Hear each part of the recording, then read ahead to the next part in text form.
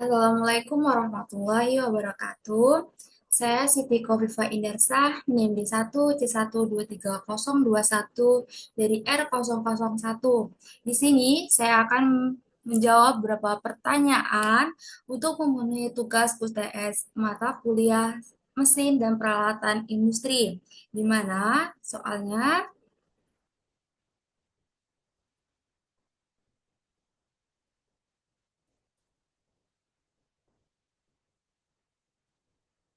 soal yang pertama, perbedaan konsep sortasi dan grading pada hasil pertanian.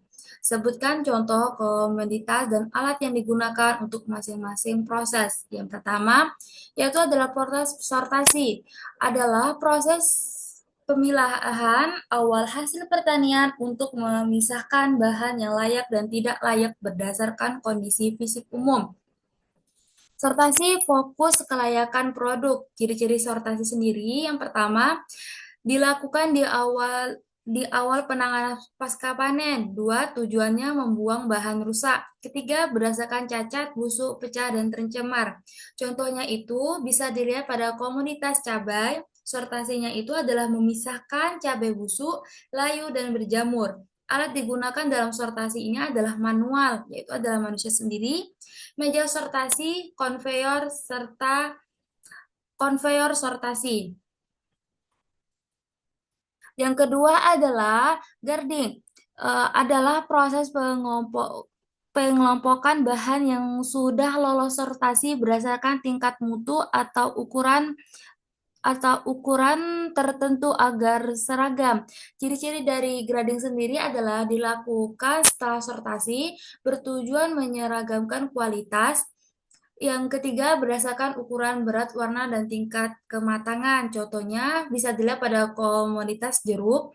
Gradingnya itu adalah ukuran seperti jeruk besar, sedang, dan kecil. Alat yang digunakan adalah mesin grading, ukuran, ayakan, dan timbangan. Soal yang kedua, mengapa proses kebersihan awal sangat penting sebelum pengolahan kelanjutan? Jelaskan dampaknya terhadap waktu, produk, dan umur mesin. Jawabannya adalah pembersihan awal pada hasil pertanian seperti sayuran, buah, dan biji-bijian sangat penting sebelum pengolahan lanjutan karena bertujuan menghilangkan kotoran dan benda asing. Dampaknya terhadap mutu produk adalah produk menjadi lebih higienis dan aman dikonsumsi, mengurangi cemaran mikroba, mencegah perubahan rasa dan warna, serta meningkatkan umur simpan. Selain itu, pembersihan awal juga berdampak terhadap umur simpan mesin, yaitu mencegah kehausan pisau dan komponen mesin, menghindari penyumbatan alat, menurunkan risiko kerusakan, dan memperpanjang umur pakai mesin. Intinya sangat bagus. Soal yang ketiga, apa tujuan utama pengecilan ukuran dalam industri pertanian? Pengecilan ukuran adalah proses mengurangi ukuran bahan padat menggunakan mesin tertentu. Tujuan utamanya adalah yang pertama membesar membesar luas permukaan bahan. Yang kedua, mempermudah proses kelanjutan seperti pencampuran, pengeringan, dan ekstraksi. Yang ketiga, mempercepat reaksi fisik dan kimia. Yang keempat, menyeragamkan ukuran produk. Yang kelima, mempermudah pengemasan dan penyimpanan. Contohnya itu, ketika kita melihat proses jagung digiling, itu akan menghasilkan tepung jagung. Begitupun dengan singkong diparut, itu akan menghasilkan keripik, bahan keripik.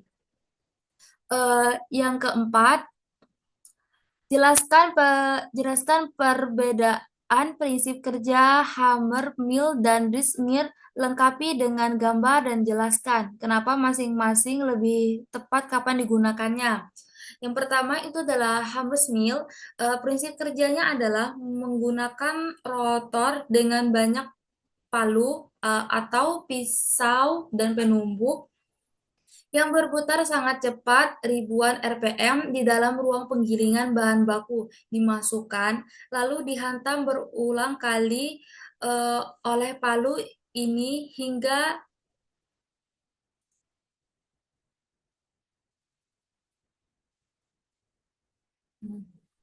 hingga hancur dan lolos saringan. Kelebihan dari hammer sendiri adalah efisien untuk material keras dan kering, fleksibel, dan menghasilkan berbagai tingkat kehausan.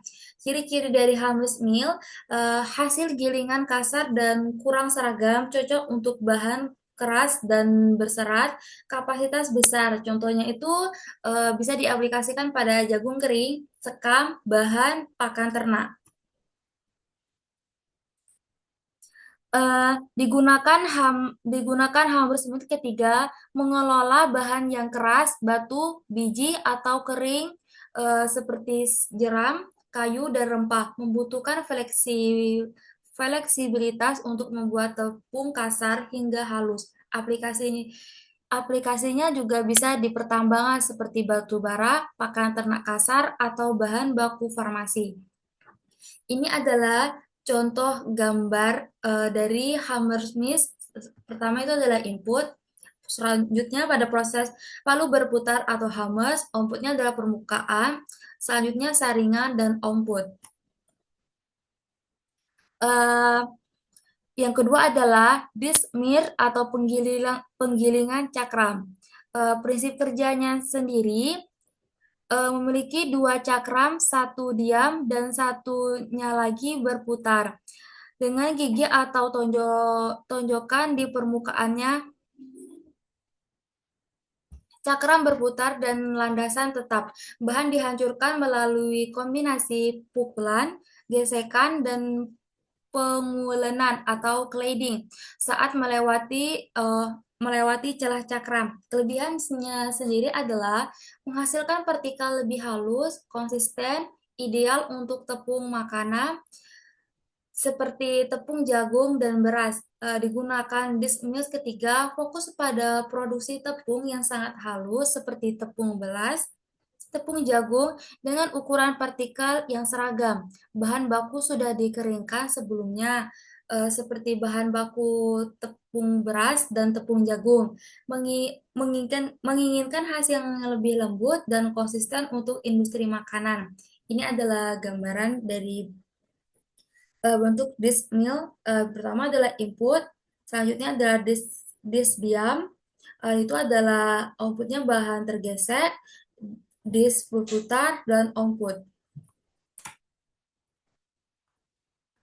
Soal yang kelima, jika terjadi kerusakan biji selama pemindahan bahan, faktor apa saja yang perlu dievaluasi? Yang pertama itu adalah kecepatan alat yang terlalu tinggi, eh, ketinggian jatuh bahan terlalu besar, jenis alat pemindahan seperti scratch, bed, dan elevator, jenis alat pemindahan, sudut pemiringan alat, kadar air biji terlalu rendah atau mudah pecah. Yang terakhir adalah permukaan alat kasar atau tajam.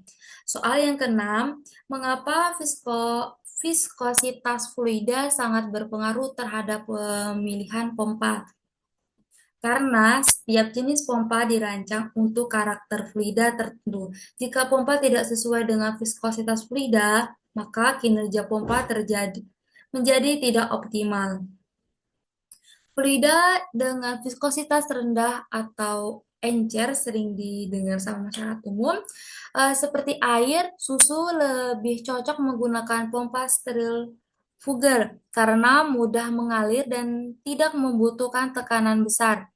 Fluida dengan viskositas tinggi atau kental seperti sirup, minyak, dan pasta lebih cocok menggunakan pompa Diepslemen atau screen pump karena mampu memindahkan fluida kental secara stabil. Jika pemilihan pompa tidak sesuai dengan viskositas fluida, dapat menyebabkan aliran fluida tidak lancar, efisiensi pompa menurun, konsumsi energi meningkat, pompa cepat aus atau rusak. Soal yang ketujuh, jelaskan alur proses penanganan pasca panen, suatu contoh komoditas hasil pertanian dan contoh pengolahannya menjadi produk dengan menyinggung mesin yang digunakan pada setiap tahap. Di sini saya contohnya itu adalah pada komunitas padi yang menghasilkan beras. Yang pertama itu adalah pasca panen, padi dipanen menggunakan sabit atau combine harvester untuk memisahkan tanaman padi dari lahan. Proses yang kedua yaitu adalah perontokan. Gabah dipisahkan dari jarmi menggunakan mesin perontokan atau desir agar biji padi terlepas dari tangkainya. Proses yang ketiga adalah pembersihan awal. Gabah dibersihkan dari kotoran seperti jerami batu dan debu menggunakan mesin cleaner atau blower. Yang keempat adalah pengeringan.